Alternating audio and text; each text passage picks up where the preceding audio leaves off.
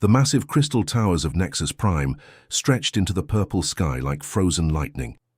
Inside the highest chamber, representatives from 47 different alien species had gathered for what they considered routine business. The air hummed with translation devices as dozens of different languages merged into a single comprehensible stream. Ambassador Crix adjusted his 4 arms and activated the holographic display with obvious disdain. A small blue and green planet appeared in the center of the chamber, slowly rotating as data streams flowed around it. Earth looked tiny and insignificant against the backdrop of the galaxy's grand civilizations. "Behold," Crix announced, his voice dripping with sarcasm, "the latest species to request membership in our illustrious council. They call themselves humans, and they inhabit this unremarkable world in the outer spiral arm." Laughter erupted throughout the chamber. The Veltar delegation, with their crystalline bodies and ancient wisdom, clinked together like wind chimes in their amusement. The massive Thorak representatives rumbled with deep belly laughs that shook the floor. Even the usually stoic Nexari allowed themselves small smirks of superiority. Crix continued his presentation, pulling up images of human spacecraft. The vessels looked like flying junkyards compared to the elegant curves of Silathi bioships, or the geometric perfection of architect quantum vessels. Human ships were all angles and exposed machinery, held together with what appeared to be welded metal plates and sheer determination. "They've only just discovered faster-than-light travel," Crix explained, zooming in on a human fusion drive. "Their engines are so primitive, they still burn matter for propulsion. Can you imagine? They're literally exploding things behind them to move forward." The Zelani representative, whose species had transcended physical form centuries ago, flickered with what passed for laughter among energy beings. "How charmingly backwards. Do they still use wheels on their ground vehicles too?" "Oh, it gets better," Crix replied, bringing up footage of human cities. Smokestacks belched dark clouds into Earth's atmosphere, while primitive combustion engines clogged the streets. Half their planet still burns fossil fuels. They're poisoning their own atmosphere while simultaneously trying to reach the stars. A collective gasp of disgust rippled through the chamber. The idea of contaminating one's homeworld was considered the height of barbarism among galactic civilizations. Most species had learned to live in harmony with their planets millions of years before achieving spaceflight. The presentation continued with military footage that sent the alien representatives into fresh waves of laughter. Human soldiers carried crude kinetic weapons that fired small metal projectiles.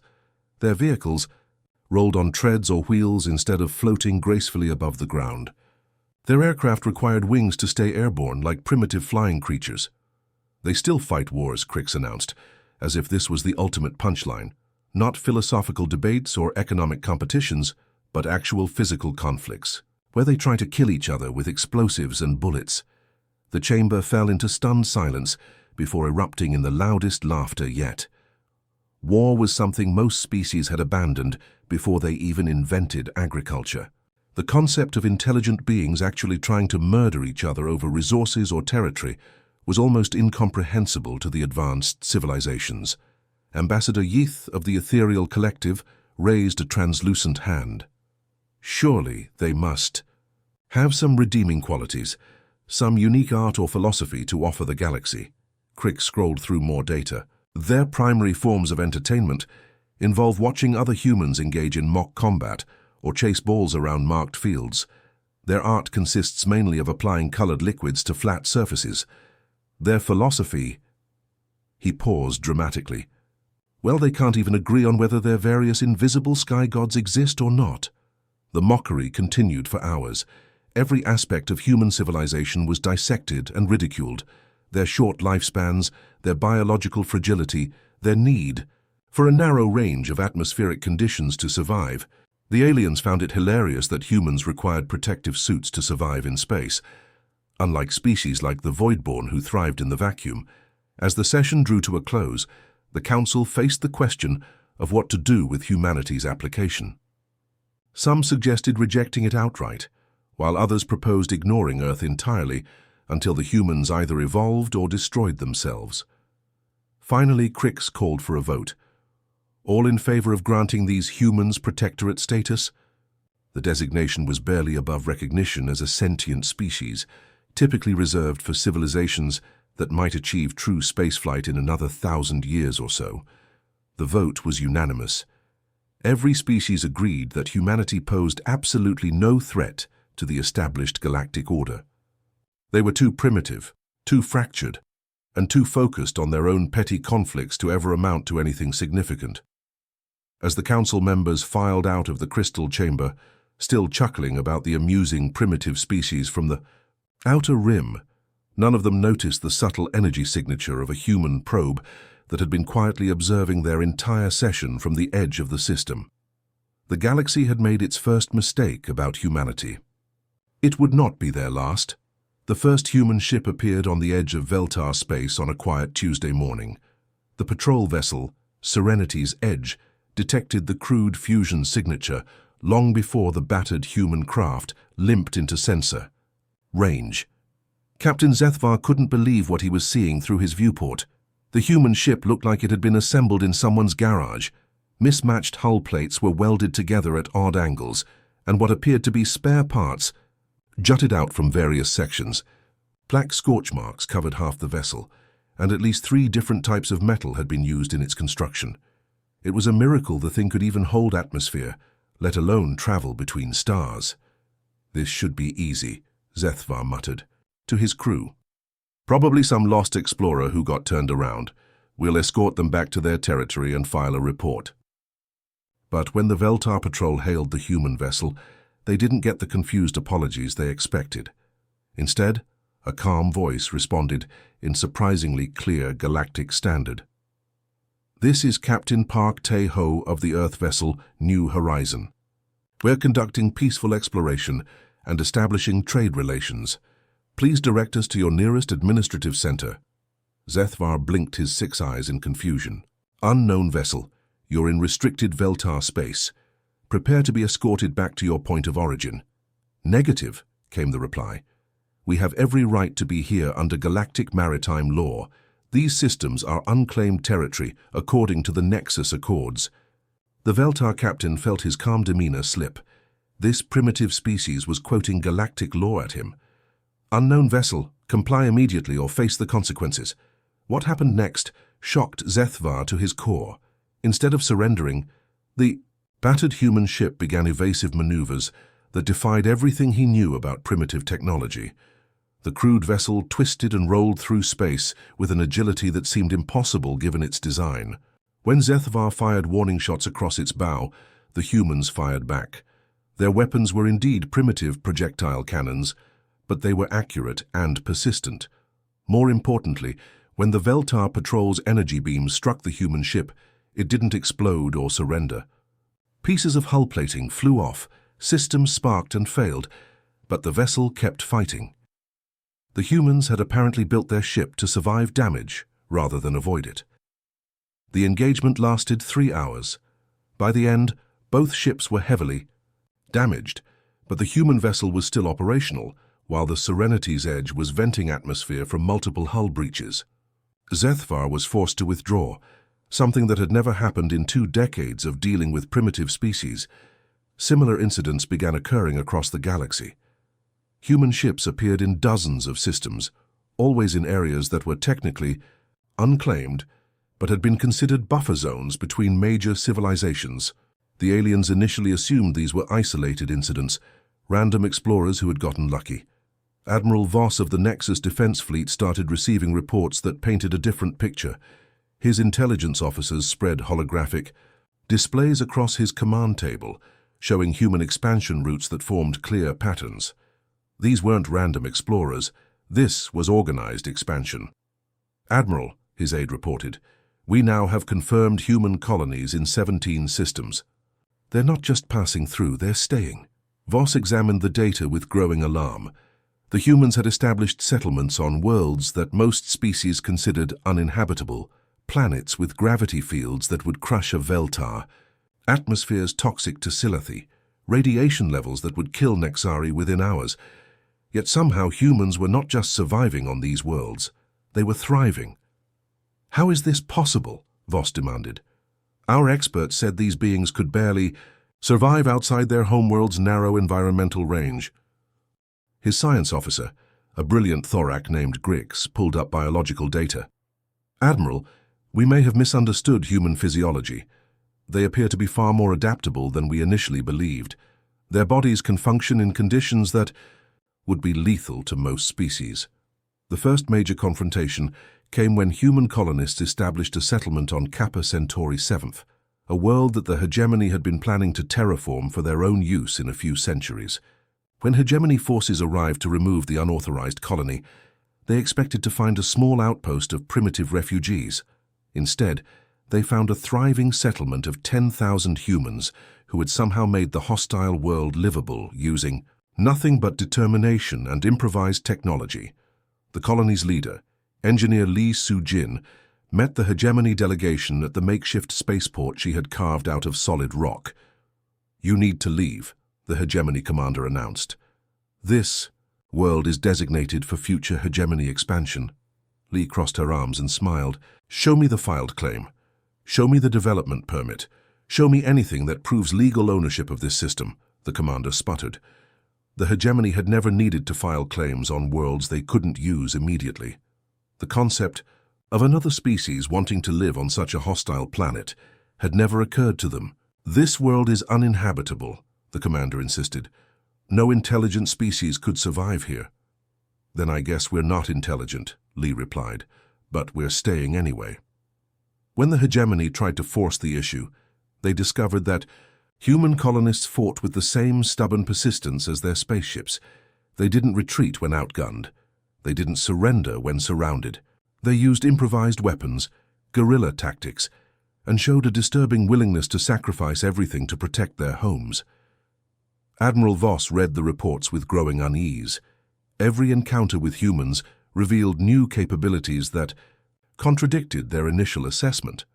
These beings weren't just primitive, they were something the galaxy had never encountered before. They were survivors who had learned to thrive in conditions that would defeat more advanced species. Most disturbing report came from Commander Yith, whose patrol had encountered a human merchant vessel that had suffered catastrophic engine failure. Instead of dying quietly in space as expected, the humans had somehow jury-rigged their life support systems to last 3 times longer than should have been possible, then used their damaged engines to limp to the nearest station. "They don't know when to quit," Yith reported. "Every time we think we understand their limitations, they find a way to exceed them." The galaxy was beginning to realize that humanity's apparent primitiveness might actually be their greatest strength. The breakthrough moment came during what should have been a routine interception near the Rigel system. Commander Yex of the Thorak heavy cruiser, Dominance, had been tracking a human cargo vessel for 2 days, planning to board it and confiscate whatever illegal goods these primitives were surely smuggling. The human ship looked exactly like what the aliens expected, a patchwork of welded metal plates and exposed machinery that belonged in a scrapyard rather than deep space. Commander Yex was feeling confident as he moved his massive warship into intercept position. "Unknown human vessel, prepare to be boarded for inspection," Yex transmitted, his deep voice rumbling through the communication system. The response came immediately. "Negative, Thorak vessel. We're carrying legitimate cargo under proper documentation. Any attempt to board will be considered an act of piracy." Yex laughed, a sound like grinding stone. "Your primitive ship cannot outrun our advanced propulsion. Submit now or we will disable your engines." What happened next would be talked about in alien military academies for generations. Instead of trying to outrun the Thorak cruiser, the human ship did something that defied all logic. It accelerated directly toward the much larger vessel at speeds that should have been impossible. The Thorak crew watched in amazement as the human ship's crude fusion engines blazed with an intensity that would have melted most spacecraft. The acceleration forces being generated should have turned any living crew into paste against the bulkheads. Yet somehow the humans inside were not only surviving, but actively piloting their vessel through maneuvers that made Yex's experienced crew dizzy just watching. "Impossible," Yex muttered. "No organic being can survive those acceleration forces." His science officer Grix was frantically running calculations. "Commander, they're pulling nearly 15 standard gravities in that turn. Even with our advanced inertial dampeners, we can only handle 8 gravities before our crew starts blacking out." The human ship twisted through space like a fighter craft, despite being the size of a freight hauler.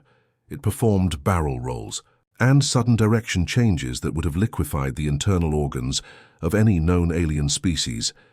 The Thorak cruiser, for all its advanced technology, couldn't match these impossible maneuvers. But the real shock came when Yex tried to pursue. His ship's sophisticated gravity compensation systems began failing under the stress of trying to keep up with human acceleration patterns. The Thorak crew, despite being naturally more robust than most species, started experiencing blackouts and nausea from the extreme forces. Meanwhile, the humans seemed completely unaffected. Their communications remained calm and professional, even while pulling maneuvers that should have killed them instantly. "This is Captain Kim Jae-sung of the cargo vessel Perseverance," came the human voice over the radio. "We'll be filing a complaint about this illegal interdiction attempt with the appropriate authorities." The human ship vanished into hyperspace, leaving the Thorak crew shaken and confused.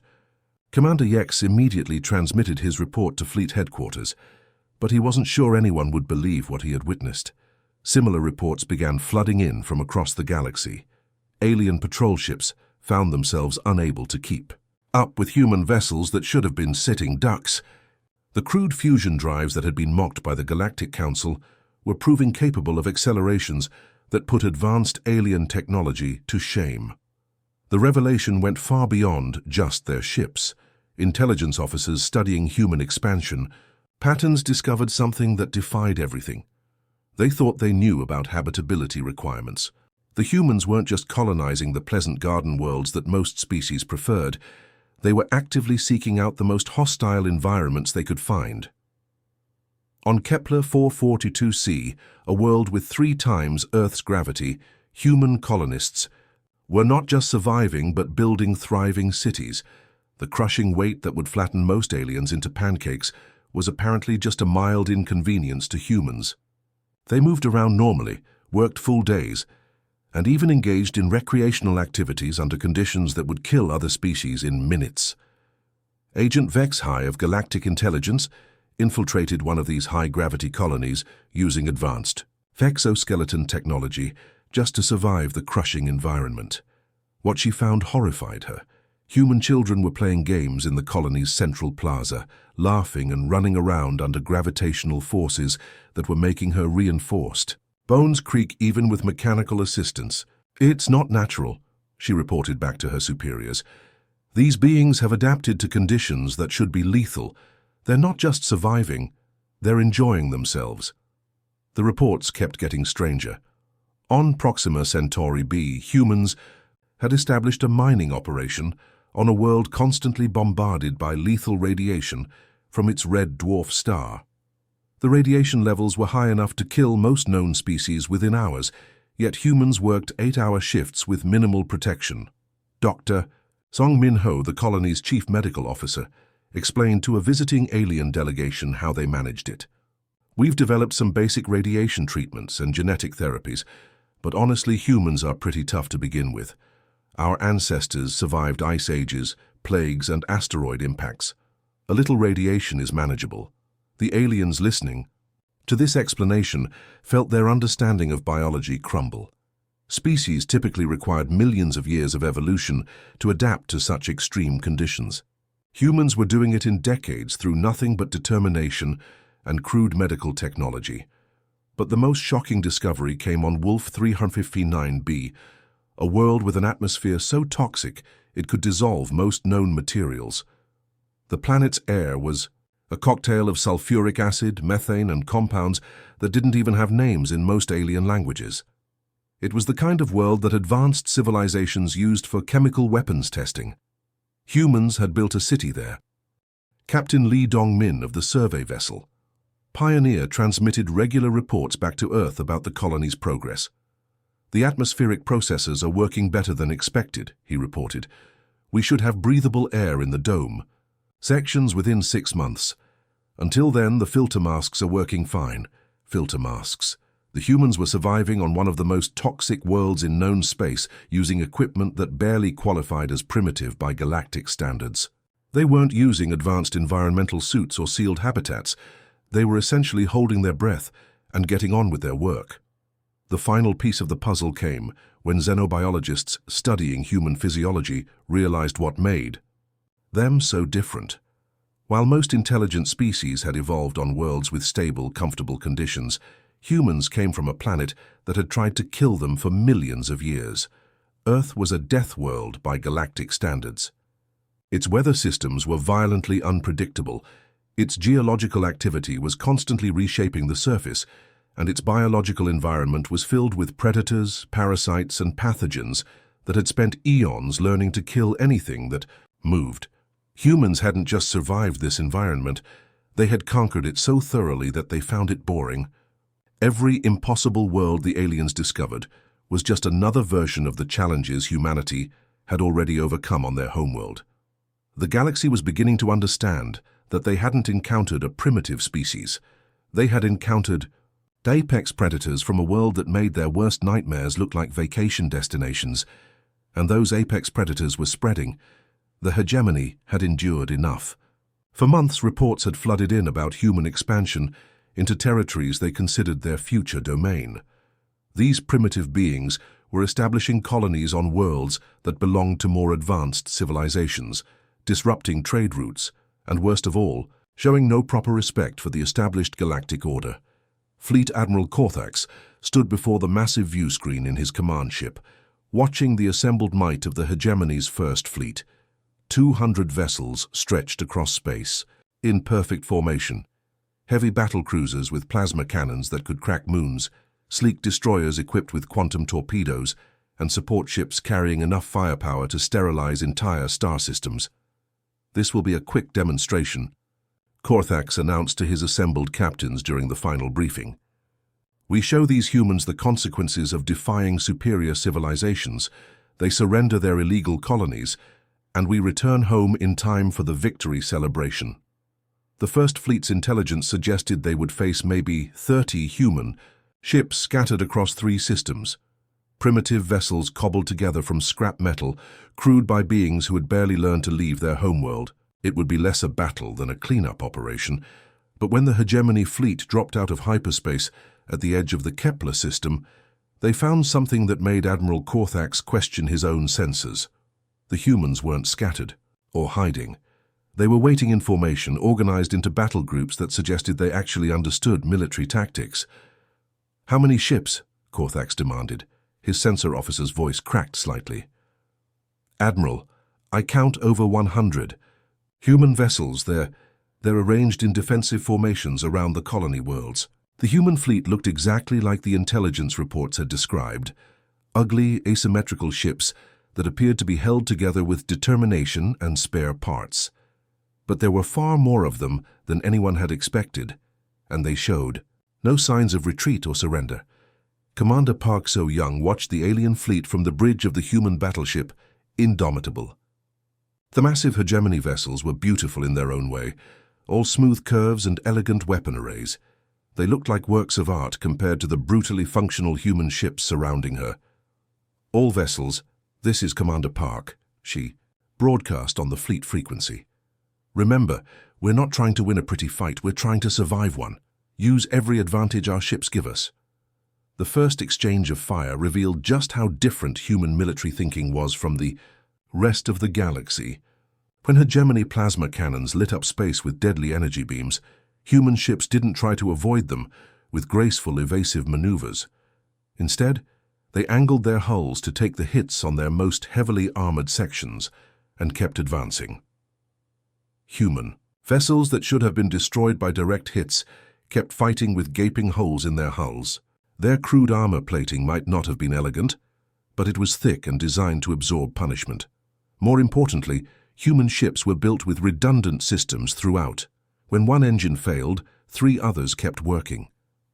When the main power grid went down, backup systems kicked in automatically. Admiral Korthax watched in growing alarm as his sophisticated energy weapons seemed to barely slow the advancing human fleet. "How are they still operational?" he demanded. Those ships should be drifting wrecks by now. The answer came when the human fleet reached close range and began employing tactics that defied every principle of civilized warfare. Instead of maintaining proper engagement distances, human ships accelerated directly toward hegemony vessels, in ramming attacks that seemed designed to destroy both ships simultaneously. The first successful ram sent shockwaves through the hegemony fleet. The human destroyer Tenacious had taken critical damage from multiple plasma hits, but continued its attack run straight into the side of a hegemony cruiser. The explosion destroyed both vessels, but the psychological impact on the alien crews was devastating. "They're willing to die to take us with them," whispered Captain Yexhai of the destroyer Supremacy. What kind of species does that?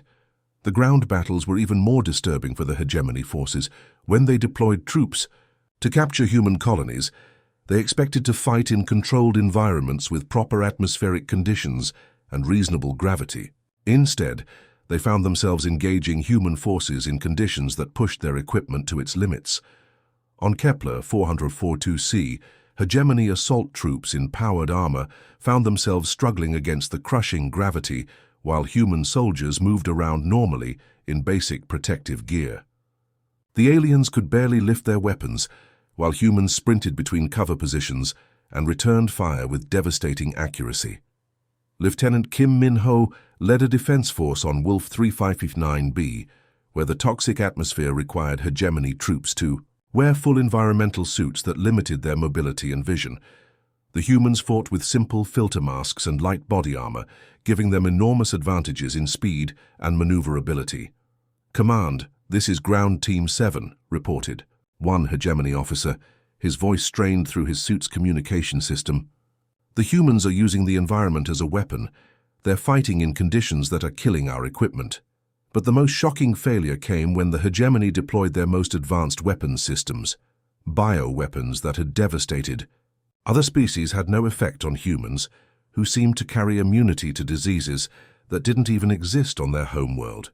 Their immune systems had been forged by millions of years of exposure to every pathogen their deadly planet could produce.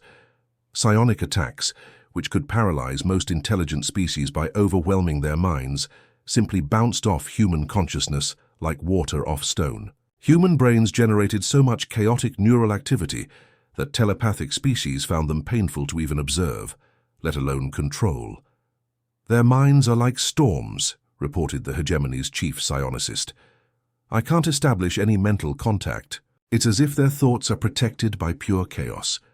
The turning point came when the human fleet began its counterattack. Instead of trying to match the elegant maneuvers of hegemony ships, humans used their superior acceleration to close distances rapidly and engage in the kind of brutal close-quarters combat that their ships were designed for. Human boarding parties, equipped with primitive kinetic weapons, somehow managed to overcome hegemony crews armed with advanced energy weapons.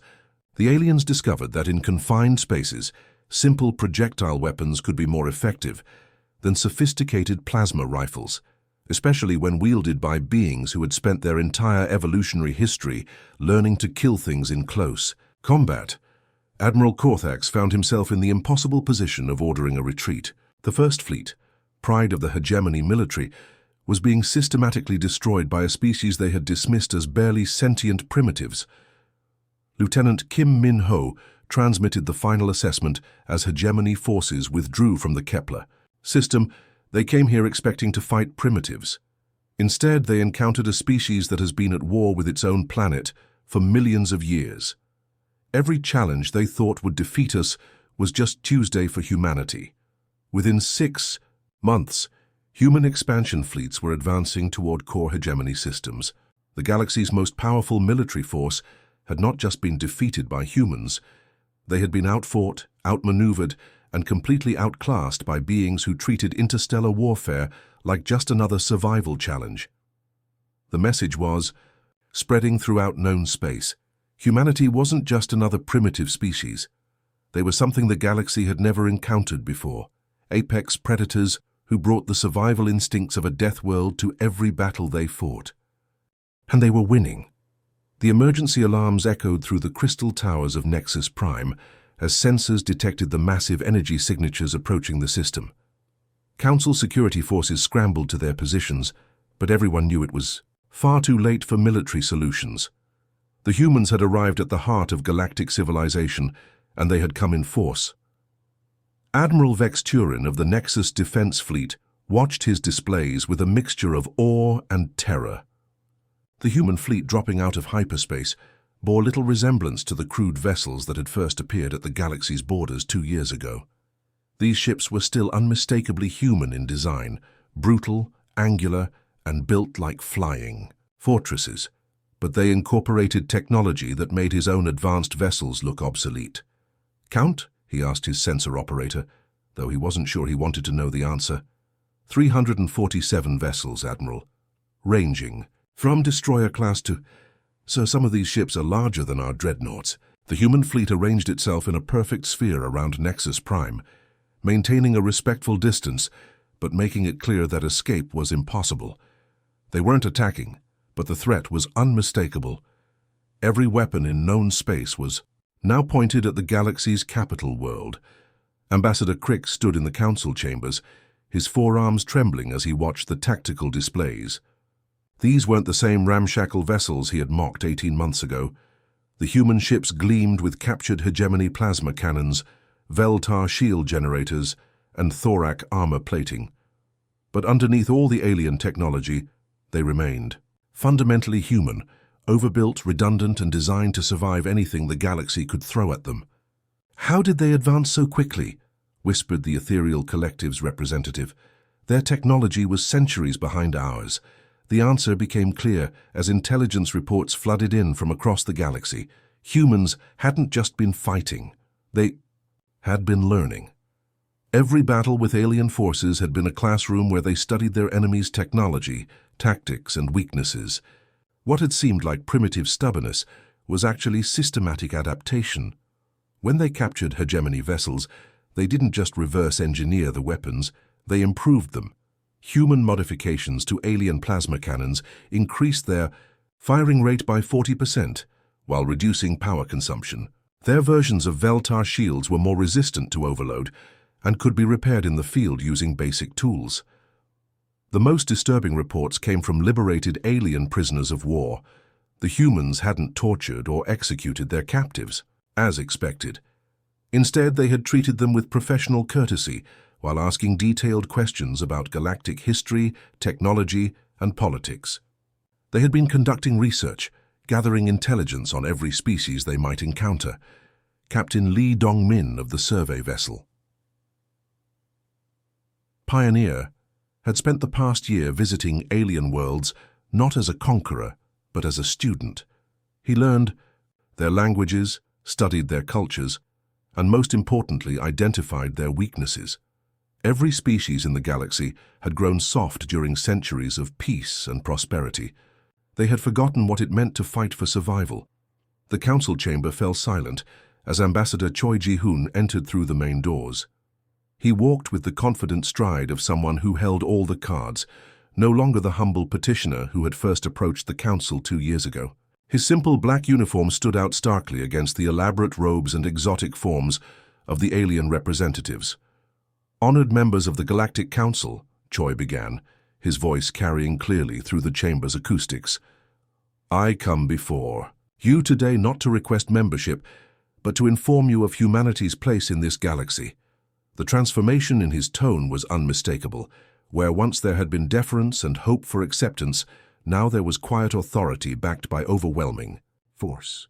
"We tried to join your civilization peacefully," Choi continued.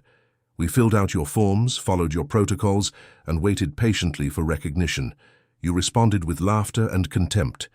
Ambassador Crix shifted uncomfortably in his seat. The memory of that first session, when the Council had dismissed humanity as barely evolved primates, now seemed like a lifetime ago. "You called us primitives," Choi said, his voice growing stronger. "You mocked our ships, our weapons, our very existence. You granted us protectorate status like we were children playing with dangerous toys." The human ambassador gestured toward the tactical displays showing the massive fleet surrounding their world. "Perhaps it's time to reevaluate your assessment." Admiral Song Hye-jin's voice crackled through the communication system from the human flagship Endurance. The massive vessel hung in space like a metal mountain, bristling with weapons that represented the combined military knowledge of a dozen alien civilizations. "You made a fundamental error in your calculations," Admiral Song announced to the Council. "You assumed that primitive meant weak. You forgot that every advanced species in this galaxy evolved on garden worlds where survival was easy." The Admiral's words cut through the chamber like a blade. "Humans come from a world that spent 4 billion years trying to kill everything on its surface. We didn't evolve in paradise. We conquered hell and made it our home." The truth of her statement was undeniable. While other species had developed sophisticated technologies to make life comfortable, humans had developed sophisticated methods to make life possible. Their entire civilization was built on the principle that existence was a constant battle against forces trying to destroy them. "We learned something during our short time in your galaxy," Admiral Song continued. "Every species here has the same weakness. You've forgotten how to truly fight.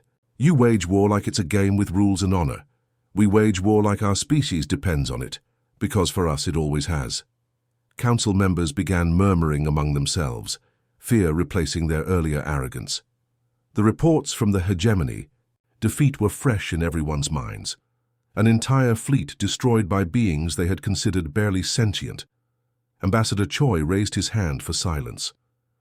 "We're not here for conquest or revenge.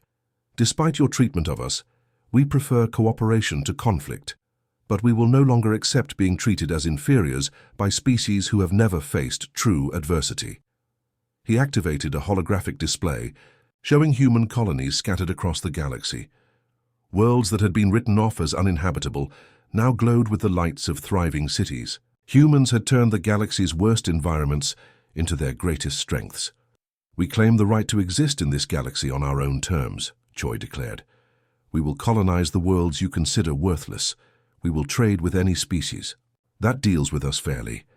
We will defend ourselves against any threat with whatever force is necessary." The ultimatum was delivered with quiet finality. "The choice before you is simple. Accept humanity as equals in this galactic community, or learn what happens when a species that conquered its own planet decides to conquer yours." The council chamber fell into absolute silence. Through the crystal walls, they could see the human fleet maintaining its perfect formation around their world. 300 ships crewed by beings who treated interstellar warfare like just another survival challenge. The laughter that had once filled these chambers when discussing humanity was nowhere to be heard. It had been replaced by the cold recognition that the galaxy's newest species hadn't come seeking acceptance. They had come to take their place, whether the established powers agreed or not. The age of human expansion had begun, and the galaxy would never be the same.